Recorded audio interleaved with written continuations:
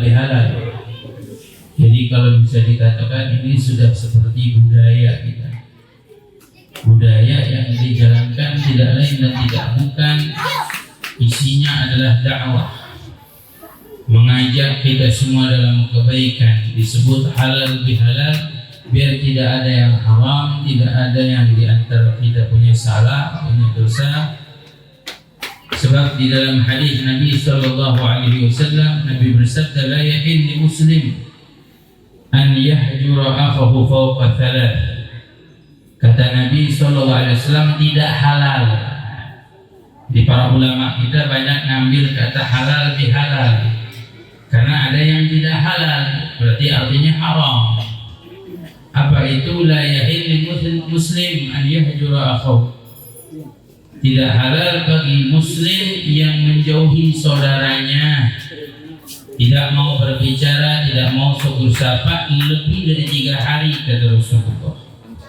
Makanya orang Papuaran kalau ngambek boleh aja, tapi jangan lebih dari 3 hari, Pak. Kalau ngambek lebih dari 3 hari, kata Rasulullah SAW, nggak halal hukumnya. Ya kalau kesel-kesel mah boleh, wajar. Manusia nggak kesel, bukan manusia namanya. Orang dibuat kesel, Bu. Kalau nggak kesel bukan manusia. Kata Imam Syafi'i, man istughdiba falam yaghdab fahuwa hima. Orang dibuat marah, nggak marah, bukan orang itu. Kata Imam Syafi'i, keledai, kata Imam Syafi'i.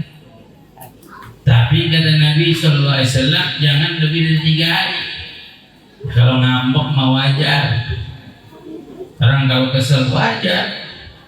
Tapi jangan sampai kita menjauhi saudara kita lebih dari 3 hari. Ini pesannya Nabi kita Muhammad SAW. Sampai disebut tidak halal. Makanya yang kita cari adalah yang halal, yang diridhoi oleh Allah, yang kita mendapat rahmatnya Allah Subhanahu Wa Taala. Tidak lain dan tidak bukan dengan silaturahmi seperti ini. Dan insya Allah perkumpulan malam hari ini bawa berkah buat kita semua. Semua yang hadir, tetangga, semua dapat keberkahannya. Amin ya Allah ya Rabbal Alamin. Dan perkumpulan inilah yang sebenarnya kita rindukan. Kita rindu, dan perkumpulan inilah di mana kita memperoleh kebaikan. Sebab di zaman sekarang, zaman penuh fitnah, tidak ada perkumpulan yang bisa menjadikan kita lebih dekat dengan Allah Subhanahu Wa Taala kecuali dengan perkumpulan seperti ini. Mana yang bisa menjadikan kita terbawa sampai pada rahmat Allah, mendapat ridha Allah, mendapatkan keselamatan, kalau bukan dengan berkumpul seperti ini, kalau bukan dengan kita mengaji seperti ini, bukan dengan ibadah, dengan apa lagi? Sedangkan kita hidup di zaman penuh fitnah yang banyak menjadikan kita tidak semangat dalam beribadah kepada Allah. Makanya mohon maaf kalau saya boleh pesan, mulai sekarang ada berita, ada isu, ada kabar yang enggak menambah semangat kita dalam ibadah, yang enggak menambah semangat kita meraih ridha Allah, lebih baik enggak kita dengerin. Berapa banyak berita cuma buat kita kesel, berapa banyak berita cuma buat kita enak aja. Jadi kalau mau dengerin berita-berita yang enak, mau dengerin kabar-kabar yang enak, yang menjadikan kita semakin semangat beribadah, meraih ridha Allah, ini yang perlu kita dengerin. Makanya ini pesan saya. Banyak orang sekarang kemakan berita, kemakan isu, kemakan kabar, kemakan fitnahnya zaman, kemakan omongannya orang.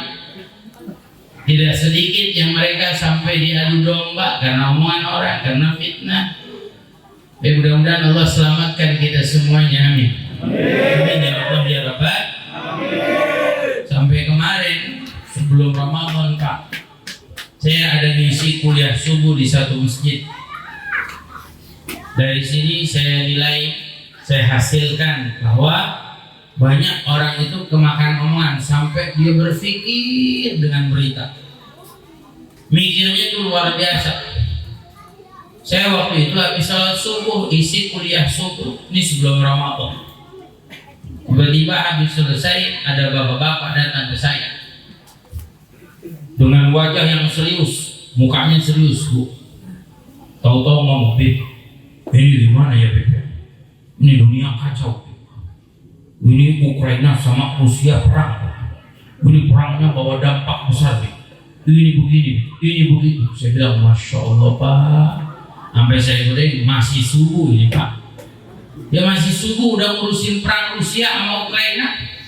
Sampai saya godain, insya Allah mau perang Rusia sama Ukraina, insya Allah rudalnya nggak bakal nyasar ke Pabuaran.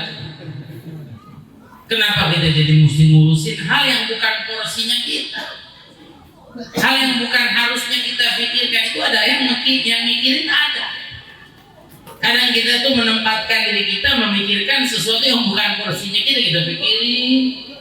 Ya mohon maaf, ada yang lebih baik kita pikirkan, ada yang lebih penting kita mikirkan bagaimana kita mencari rezeki, usaha, bagaimana mendidik anak, bagaimana kita punya anak soleh-soleha, bagaimana keluarga kita sakinah, mawaddah warahmah. Ini yang harusnya lebih kita pikirkan daripada mikirin Rusia sama Ukraina perang. Ya mohon maaf, saya sampaikan berapa banyak isu berita kabar yang membuat kita memikirkan, Masya Allah, diputar kepala kita mikirin. Padahal pada hakikatnya itu tidak membawa hal apapun buat kita. Saya kasih contoh berapa tahun yang lalu, kalau lagi pemilu sibuk mikirin pemilu, sampai bapak-bapak di mana-mana ngomongin pemilu aja. Sampai warung kopi mau beli bubur judulnya pemilu. Semua macam-macam. Musim Piala Dunia, semua ngomongin Piala Dunia. Jarang di antara mereka yang mau membicarakan hal-hal yang baik. Planning mereka yang baik, kayak kita nih lepas Ramadan, apa planning kita ke depannya? Apa yang ingin kita lakukan? Apakah ibadah cuma di bulan Ramadan? Lah. Kata Nabi, "Man ya'budu Ramadan, fa inna Ramadan qad intaha wa man ya'budullah fa inna Allah hayyun." Yang menyembah Ramadan, Ramadan habis. Orang yang ibadahnya cuma Ramadan, Ramadannya selesai, tapi yang menyembah Allah, Allah nggak ada habisnya. Artinya ibadah nggak hanya Ramadan, sholat malam nggak hanya Ramadan, ngaji Quran nggak hanya Ramadan, puasa nggak hanya Ramadan. Kita terus beribadah. Ini yang solusinya kita pikirkan. Bahkan orang kita hanya habis memikirkan urusan dunia, uang, emas, perak, harta, benda. Besok makan apa? Besok pakai baju apa? Oh saya belum punya kendaraan. Oh saya belum punya rumah. Saya bersumpah Pak, demi Allah, kalau setiap hari ini yang kita pikirkan, harga nyawa kita murah di sisi Allah. Harga umur kita murah, karena Allah nggak ciptakan kita untuk memikirkan itu. Itu ada yang mengurusnya, ada yang mengaturnya. Allah hanya perintahkan kita untuk ibadah, jalani. Ibadah dengan kerja kita, ibadah dengan keluarga kita, ibadah dalam rumah tangga kita, ibadah dalam bertetangga kita. Ini tugas kita. Selebihnya Allah yang jamin. Wa ma min dabatin fil ardi illa 'alallah rizqa. Tidaklah siapapun yang melangkah di atas muka bumi kecuali atas Allah rizkinya. Berarti Allah yang jamin. Allah yang ngasih, Allah yang memberi. Jadi nggak perlu kita sampai menghabiskan pikir.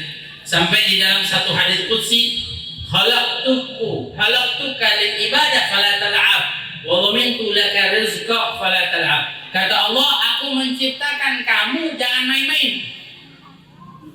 Aku yang menciptakan kamu, jangan main-main. Artinya, ayo jalankan tugas ibadah kita menyembah Allah Subhanahu wa taala. Fala tal'ab, jangan main-main. Wa dhamintu laka rizqa fala tal'ab. Aku jamin rezeki untukmu, jangan capek-capek. Berapa banyak orang santai rezekinya datang. Ada orang yang jam 3 malam bangun tahajud, ada orang jam 3 malam pergi ke pasar. Udah mengejar dunianya. Mungkin yang didapati oleh yang bangun tahajud bisa jadi lebih banyak daripada mengejar dunia yang udah lelah. Karena siapa? Memberi rezeki Allah. Usaha cuma bentuk ikhtiar kita saja, tapi yang memberinya adalah Allah Subhanahu. Makanya di dalam ayat lain Allah berfirman, wa fis samai rizqakum wa ma tu'adun. Dan di langitlah rezeki yang Allah janjikan. Semua yang Allah janjikan itu ada di langit. Nah kita mestinya tanya dong, ya Allah, kalau rezeki saya ada di langit, kenapa saya harus kerja di bumi? Kenapa